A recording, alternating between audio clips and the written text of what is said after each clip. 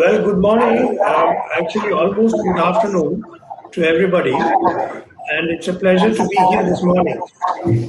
COVID has changed our lives, and COVID has changed it in many ways. But one of the things that it has brought to light is the immense need for us to look at infrastructure and the manner in which we deliver healthcare. This is coupled with the emergence of technology, and fortunately so. And the technology helps us now to evolve a much more novel method of delivering healthcare. Conventional healthcare is going to change rapidly, and the ability to institute this change in the appropriate fashion will define the efficiency of healthcare, the manner in which we will take care of our patients, the clinical results, customer satisfaction, and the way healthcare costs are defined. I'm very pleased to be here and moderate this session with an illustrious panel, which includes so many of not only the healthcare fraternity, but others who are in related areas of healthcare. I know that we have been running far behind schedule, so I will not waste any more breath and allow panelists to speak with specific questions that I will address to them. Sunny?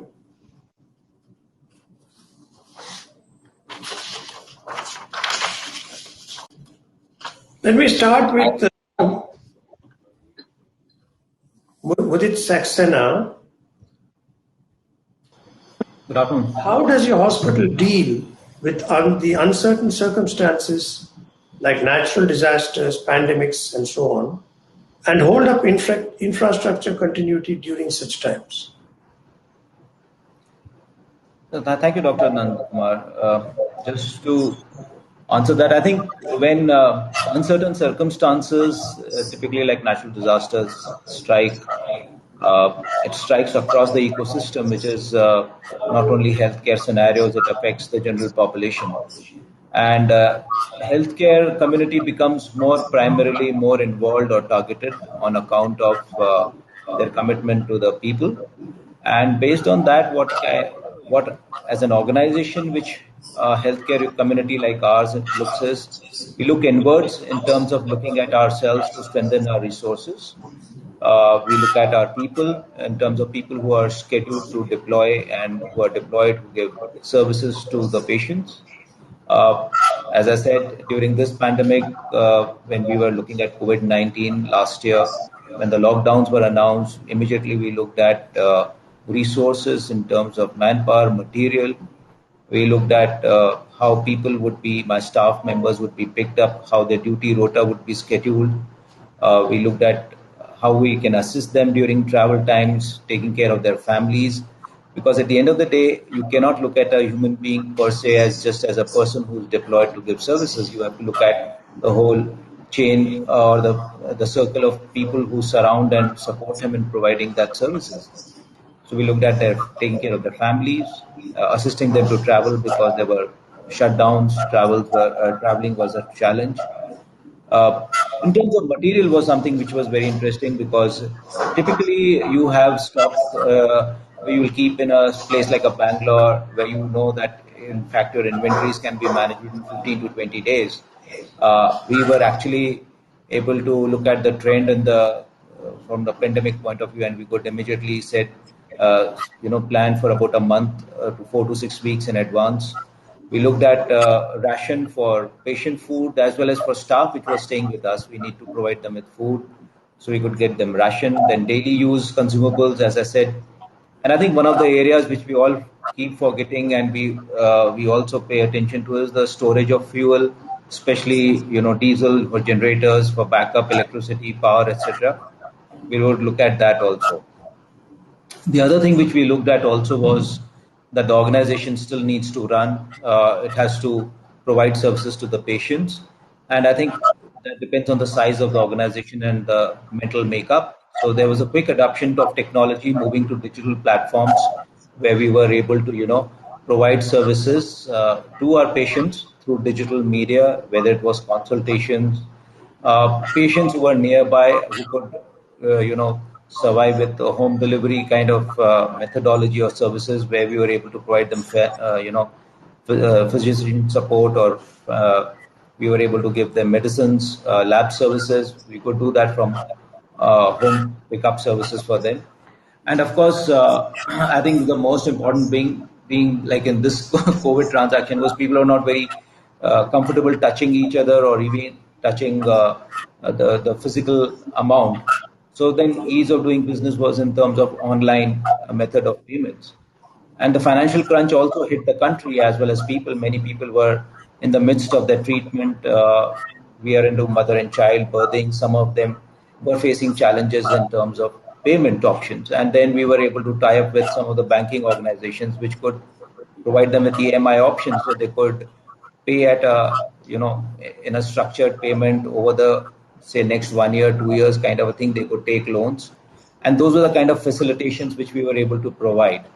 So I think those were the kind of, I would say, on a more broad perspective, we could look at how we were dealing with uncertain circumstances, infrastructure, as well as in terms of service levels, which we were able to provide them during this point of time.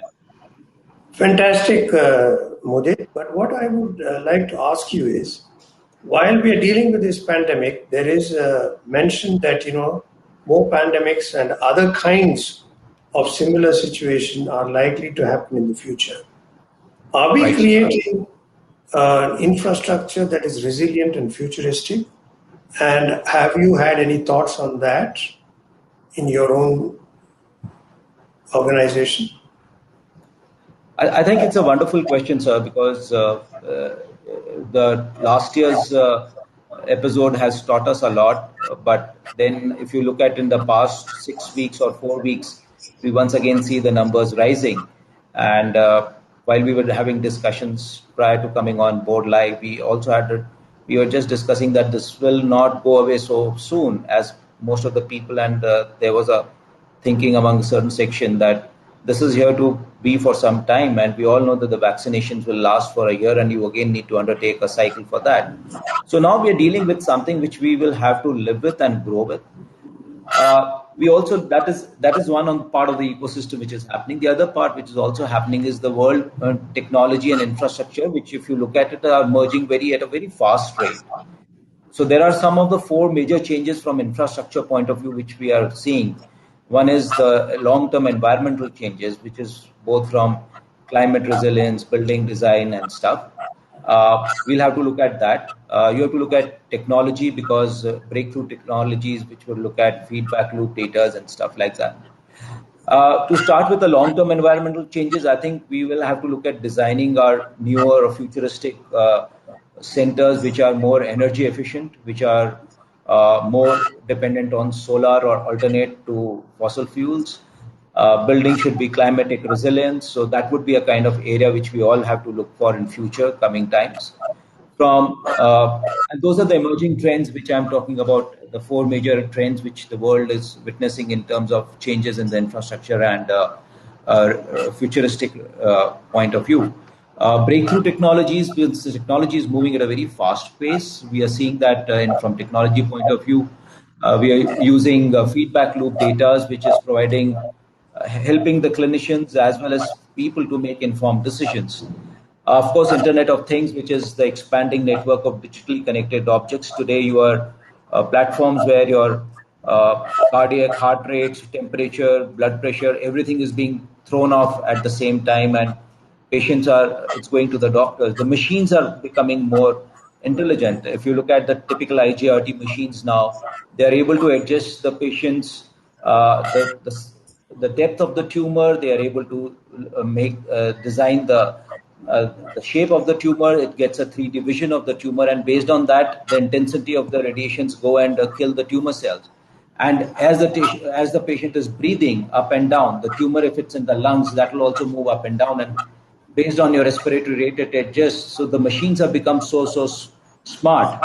You're looking at something like a technology which would look at supervising and handling these pandemics, or in areas of hazardous areas, or and accessible. So I think drones and 3D printing is coming places. Drones especially to help us not only supervise and handling, but also in terms of providing help. 3D technique is here, as I said, in future point of view, where they are constructing efficient buildings, not only to cut down on the cost, but also in terms of smart solutions being provided for healthcare.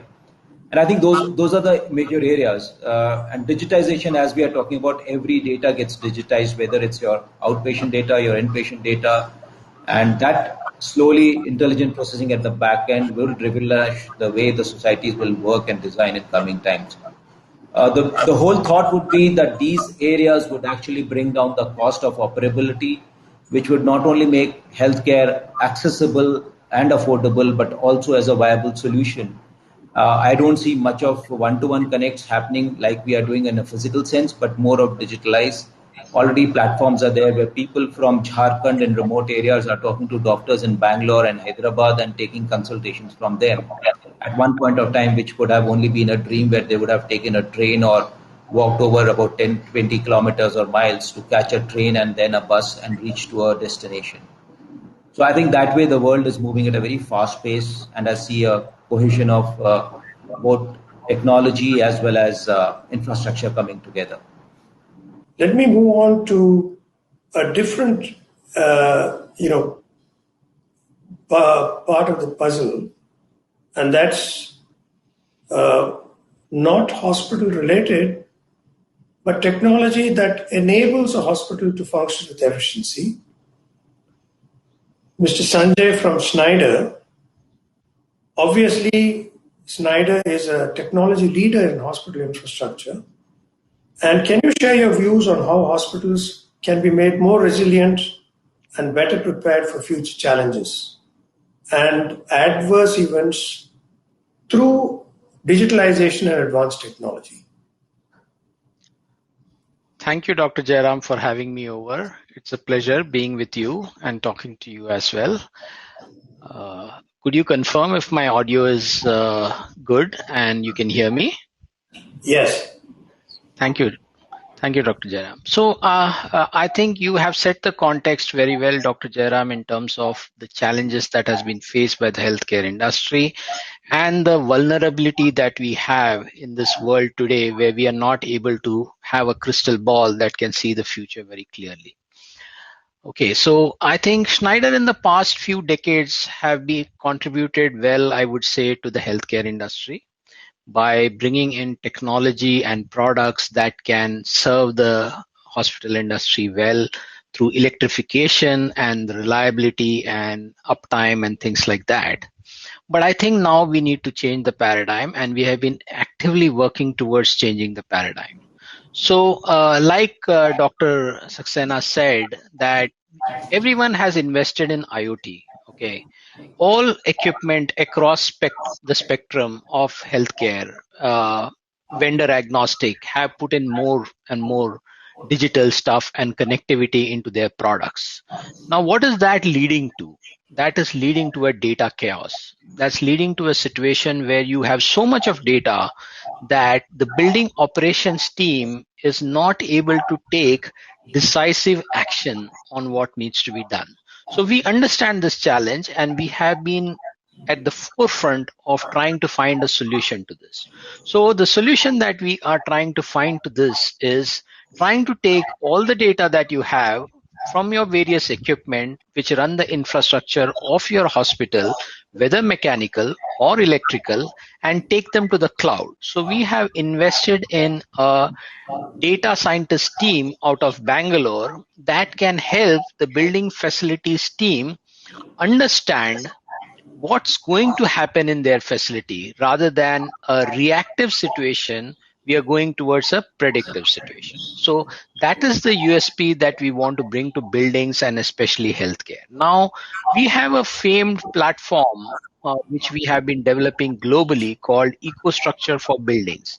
And under EcoStruxure for Buildings, we have EcoStruxure for Healthcare, which is primarily to understand the needs of healthcare and to design analytics solutions which can help you overcome that. For example, Dr. Saxena spoke about having enough stock of diesel in your hospital so that you do not run out of this critical resource. So we have a EcoStruxure platform called Resource Advisor, which tags all your assets within a hospital, takes the data to the cloud, has a preset alarms, and will give you exception reports saying that your diesel at this current usage run rate will last you for the next 3 days or 4 days or 5 days. And depending upon your supply chain availability, you can take corrective action. The same goes for your mechanical assets. For example, your air conditioning. It's an overcrowded facility. In terms of a hospital, you need to make more room for patients rather than for maintenance people. So in a situation where social distancing is very important, it would not be prudent to send a host of mechanics, even if you can afford it, to a facility to try and check what's wrong with the air conditioning system. You would want a system which could say that, hey, your AHU at this current run rate and the parameters that we are tracking will probably fail by next Saturday. So it would be good if you can schedule a maintenance for your AHU and get this resolved. So this is the philosophy. Rather than getting too technical about what we are trying to do, I'm trying to give a bird's eye view of the philosophy that we are trying to adopt in this particular arena. Over to you back, Doctor. Thank you so much for a very, very crisp coverage and understanding of what is the future. I know that the way in which technology and providers interact will have to really increase and enhance with proper understanding of each other's requirement for us to evolve efficiencies that will help us in the long run. And I think the context in that regard is already set. Thank you again. Thank you, Doctor. So let me move to Neeraj of Medicover. What are some of the measures that you have put into place to prevent equipment malfunctioning, unforeseen issues to ensure safety? Yes, I'll just talk about what are the things we are doing in our hospital to ensure equipment malfunction as well as how to protect them. Since we know healthcare providers across rely very heavily on medical technology to ensure the diagnosis and the treatment of the patients. And if you see their capex payment made by any hospital is into the biomedical infrastructure, and the cost of the equipment maintenance is around 25 to 30% of the total operating cost for a 5-year-old hospital. So some of the new trends which we are attempting in our hospital to ensure our equipment malfunction has gone down drastically is that like traditionally most of the hospitals are doing a preventive maintenance for the upkeep of the equipment, but for the large hospitals, regular maintenance, monitoring of the staff is very, very tedious. So some of the staff smart ways, what we are doing to monitor the preventive maintenance is that we are using a biomedical asset management application across all our 18 hospitals, which is spread in Andhra, Telangana, and Maharashtra. So we have done a tagging of all the assets by unique system ID as well as QR code. And there's a software which connect all the database of the equipment. So suppose some biomedical engineer is there. So whenever the equipment breakdown is there, so he's going with his cell phone to that part or that ward. He scans the QR code and he get to know all the details and the history of the medical equipments. Say, for example, what is the name of the equipment, when it has been procured, what is the calibration, when the calibration is done. So the benefit for this QR code asset management of application is that PM calendar with a daily mail update is going to all the stakeholders in the company. Easy of the incident by the user department. Suppose some equipment is down in any of the ICU or the ward, a staff can report through this app. We from the management can monitor that when it is up. We can also transfer the equipment from one area to another area. We track how many ventilators are up and all. Transparency, as we can check the status of the incident, the RAISE and the top level manager are empowered, to continuously monitor the status. Online checklist is also available. Say, for example, my CFO called me and tell, can I have a CMC and MC for the entire month or a year so that he can plan the cash flows accordingly. We can also get the actual utilization of the equipment. Say, for example, in this COVID time, the ventilator and HFNOs are requirement. So we are planning to shift equipment from one area to another area. So we can check the actual utilization of the equipment that will get to know the actual uses and the maintenance required for the same. We also calculate depreciation, which help us in taking the decision for the replacement of the equipment. Second technology, which we have not attempted, but we are also thinking of the preventing the calibration part of it. So we are using these technologies in order to maintain our equipment so that the minimum TAT time is there so that we can keep the equipment up all the time across all our multi-specialty hospitals in the country, sir. Thank you. Yeah. In order that we get the opinion of everyone over here, investment in technology is one thing. Change is never easy to institute in a healthcare space. And all of us know how difficult it is, for example, to get EMR established in a hospital which has started with handwritten notes. So the first question that I have is, do you have any thoughts on how to facilitate this change? The second question that I have is for all of us to institute and invest in technology. The investments in terms of hardcore finance is substantial. Whereas all of us are very, very clear about the understanding of how to manage investments in the current equipment and in people, it is more nebulous when it comes to investments in technology, artificial intelligence, and the ROI of such investments becomes a matter of substantial concern. So these are two questions that I will raise, and I will ask the panelists in the same order to please give their thought.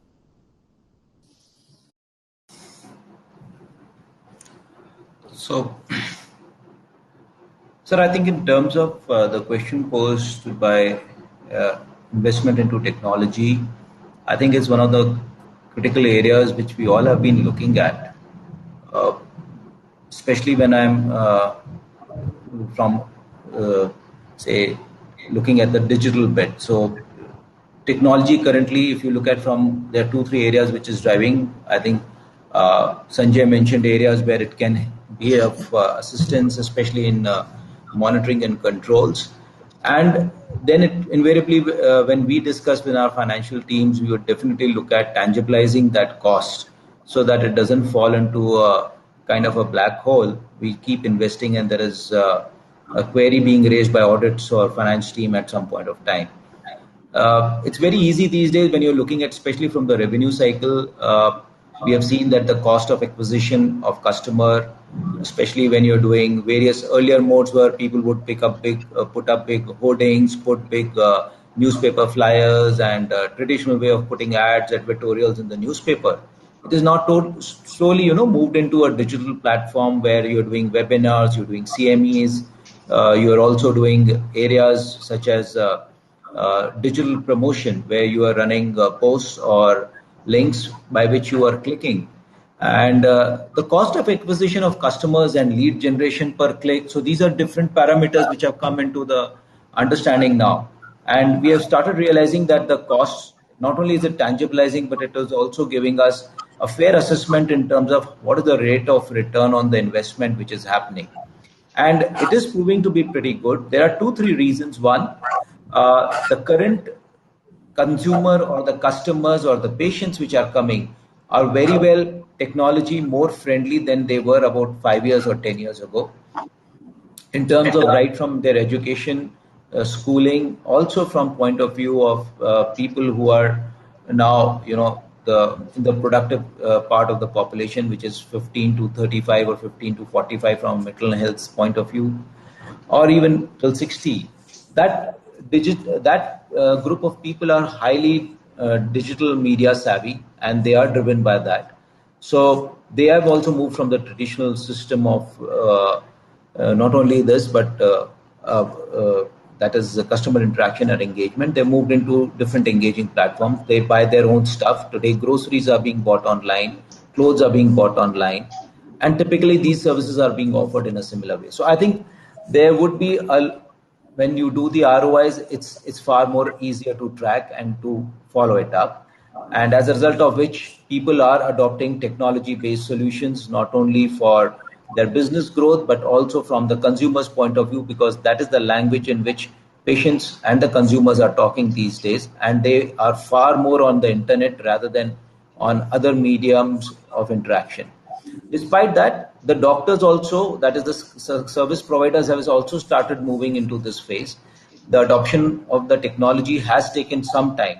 And I think primarily the reason has been that a certain set of senior consultants and doctors who had come from training schools where they were not exposed to digital media or laptops or computers during their training time have totally being, now slowly being overpowered by a new set of people or doctors who are actually moving with iPads. So in our times when we were in the medical college, we used to read Gray's Anatomy, or we would used to look at those heavy books.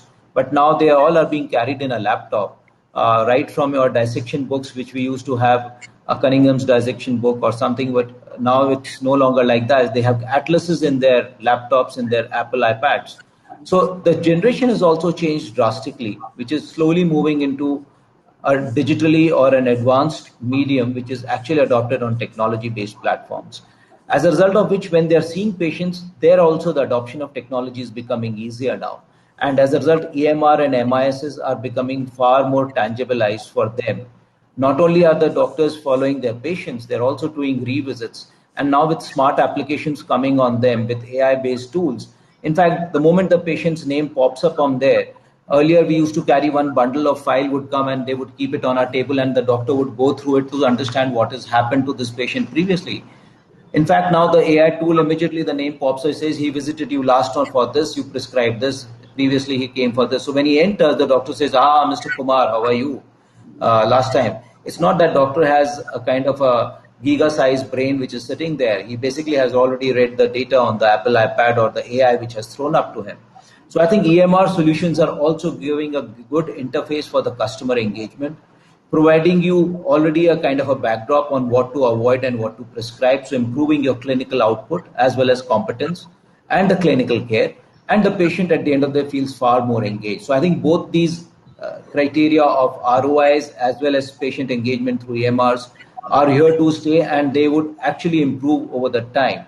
I am not saying that they will ever substitute the clinician, but of course, the way they are growing, it will definitely be a great aid for the clinicians in coming times in India, at least. Thank you, Dr. Saxena. So, Mr. Jairam, should I also try and answer that question a little bit from a asset perspective? Yeah, absolutely, please. Okay, so it's a great question. An ROI based dilemma is always in everybody's mind, and Dr. Saxena did a fantastic job on trying to articulate the challenges and how to go about doing it, and the fact that adoption is increasing because generations are changing and there is a mindset to change. But cash is scarce, so ROI is very important. So I think there are two ways you could look at it. A big bang approach where we come up and say that, hey, let's digitize your infrastructure and all your campuses, and here is the capex, and you invest in it and you will get the results. But that leads to lesser credibility. So what I would advocate and what Schneider advocates is a modularity in approach. The modularity in approach is, we come to one of your campuses, one of the buildings in your campus. Say you have 10 hospitals across India. We come to one of the hospitals. We give you a plan, a phased plan of investment and a phased ROI, so that you protect your cash flows. You invest in a quarter, you get back the returns in the next 2 quarters. Then you invest the returns from the investment that you have made again, and you reinvest and you get returns. And once you are completely convinced on the ROI and the capex relationship, Then you say, hey, do I want to take a big bang approach by the rest of my campuses, or I still go ahead in a phased manner in which every hospital manages its own cash flow? So I would clearly suggest modularity, and all our solutions, all our IoT solutions are based on modularity. It's not based on a big bang approach. It does not say that, hey, invest $50 million and one day you will get the results. It's not based around that. So that's the point which I wanted to make. Thank you, sir. Okay. Yeah, I was just thinking about the technology which you are talking about. I think prior to COVID, only less than 5% consultation around virtual. I think with the help of COVID, now we are doing around 35-38% of the consultation on a virtual platform. So I think COVID helped hospitals use embarrassed technology in a big way. Say, for example, there is one thing in the hospital known as nurse call management system. She is supposed to go to the patient room for any of the problem like housekeeping, maintenance, food, and so on. And I think it is not being used properly. Her services are not being properly for the care which she is known for, and she is hired for the same job. So what we have done in one of the hospital in Bangalore, when I was there, we have started a 4-point care inside the patient room. So we have given a small remote to a patient where 4 buttons are there: housekeeping, F&B, and maintenance, as well as a nurse call. So whenever patient got a problem for the maintenance, so he will press that button. Then a TAT is maintainer. A maintenance executive will come to the patient room, try to solve the problem. If he's not coming or he's not trying to solve the problem, then that escalation goes to a manager ops. He will intervene. At the end of the day, we can see which are the complaint which has been raised and which is closed. And we can see 33% of the nursing are while not going to the room, which is our work. So with the help of this technology, we can able to optimize the staff nurse operation, and they were very, very happy. If you see most of the hospital, we got a challenge of staff nurse, they're coming and they're going, and we are not making full use of them. Secondly, we've done a queue management system. Earlier, suppose there are 30-40 consultation room, one consultation room, a doctor. I have seen in most of the corporate hospital also, one executive is only working for them. So they are to coordinate all the OPD consultation for them. We have installed a OPD queue manager system, and on a big screen, you wait at the platforms or the airport when your flight is coming and going. Details of the patient is spread in these computers, and whenever patient wait and see when his number is coming. So the queue management system is managed well, and nobody is going inside the patient room unless he is being called for. But I think technology has to be used in a big way, and it can change the way we give the patient care. And similarly about EMR, I have seen generally EMR in the wards, in the ICUs is happening very well, but it is not happening in the OPD. We gradually shifted from specialty wise and all, and now we are seeing less than 35% of compliance in our OPD EMR. So that's the story what we are doing here in the hospitals at Medicover. Thank you, Neeraj. So, I must say that we are now in a situation where healthcare is changing. The inflection points are because of not just the emergence of technology, but the need to rapidly adopt it in the light of this current situations. While we spoke about AI and all the other aspects, the IoTs and so on, it is also fair, and although we didn't cover it, to say that the infrastructure, the actual brick and mortar of the hospital is also likely to see change in the coming years. The size of the hospital, the manner of construction, the airflows may have to look at more innovative approaches, not only to manage climate change, but also to understand how pandemics of the kind that we're dealing with can be better handled.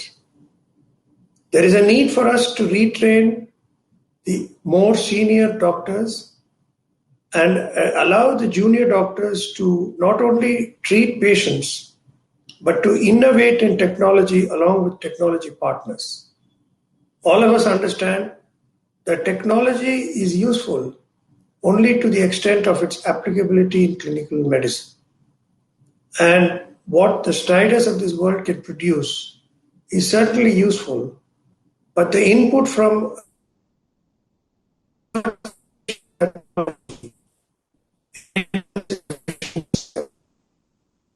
I was 10 years younger to see how the emergence of newer technologies will take us and medical science to the future. On that score, let me save some time for the organizers and say a big thanks to Mudit, to Sanjay Sudhakaran and Neeraj Lal. It was wonderful to interact with all of you once more and a pleasure to have moderated this session. Thank you again. Thank you so much, Dr. Thank you, sir. for Thanks a lot. helping stick to the timing schedule. Thank you very much. Thank you very much, Thank you. Dr. Mudit Saxena, for being a part of the panel discussion. Dr. Neeraj Lal, thank you as well. And Mr. Sanjay, thank you very much for outlining and discussing the various innovative technology that India Electric has brought forward. And what really caught my attention was the modular approach and step-by-step approach that you offer. As you said, you don't. There's no need to go all big bang, spend millions of dollars, and then one fine day you might see some return. And it's very convenient for hospitals and all healthcare facilities to go step by step depending on the budget available, and then it's making it very convenient for all healthcare facilities to enhance their infrastructure to meet the growing needs of the society. So I thought that was a very interesting point of content and something that's very informative and useful for all of the attendees that are here today. Thank you so much to you and to all the gentlemen as well. Thank you, Dr. Jairam. Thank you, Dr. Saxena. Thank you, Neeraj. And thank you, Sunny. Thank you, Sanjay. Thank you, Mudit. Bye.